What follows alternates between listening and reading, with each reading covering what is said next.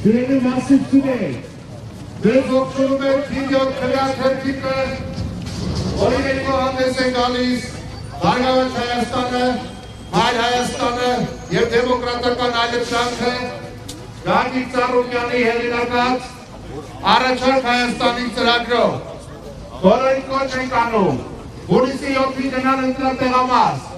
հունիսի 7-ին գնացեք ընտրատեղամաս, որ վերջ դրվի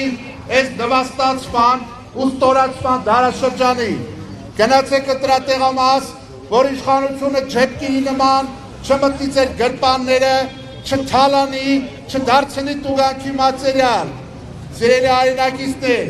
գնացեք ընտրատեղամաս, որ ձեր գույքը հարկը շեշտակի նվազի, գնացեք ընտրատեղամաս, որպեսզի տեղի ունենա մինչև 10 տարվա ազատազրկվածների համաներում, գնացեք ընտրատեղամաս, որպեսզի ձեր աղբահանությունը վերանայվի,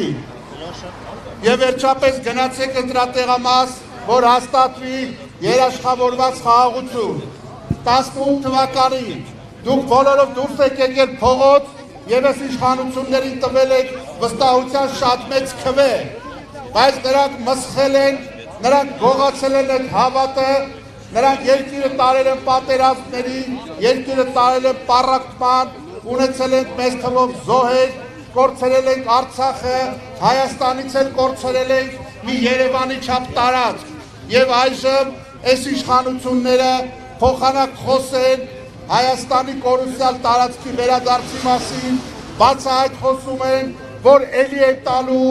էլի է զիջելու, Թուրքի առաջ գնալու են գլուխ խոնարհեն, կան երկրի ներսում հոխորտան, վախացնեն, հայհոյեն, վարկաբեկեն, կալանավորեն և հասարակությունը ներարկեն թույնով և ատելությամբ։ Սրանք ասեցին սեր ու համերաշխություն, բերեցին ատելություն և թշնաման։ Դրա համար բոլորով միասին հունիսի 7-ին,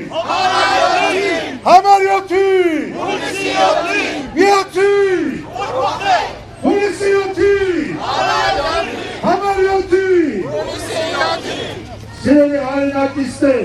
մեր փոխարեն ոչ մեկը մեր երկիրը ավելի լավը չի դարձնելու, տամեզ հասիվ հայելեք, յուրաքանչյուրս պարտք ունենք կատարելու, յուրաքանչյուրս քայլ ունենք կատարելու և հունիսի 7-ը Հայաստանի երրորդ հանրապետության պատմության մեջ լինելու է չափազանց ճակատագրական։ Սրանք չեն էլ թաքցնում, որ Ալիևի ու Էրդողանի պատվերով նոր սահմանադրության նախագիծ են մշակել, որը թաքուն են պահում և պատրաստվում են հրաժարվել Հայաստանի անկախության հռչակագրից։ Սրանք ուրացել են Մասիսարը, ուրացել են ցեղասպանությունը, ուրացել են Արցախը, ուրանում են անկախության հռչակագիրը,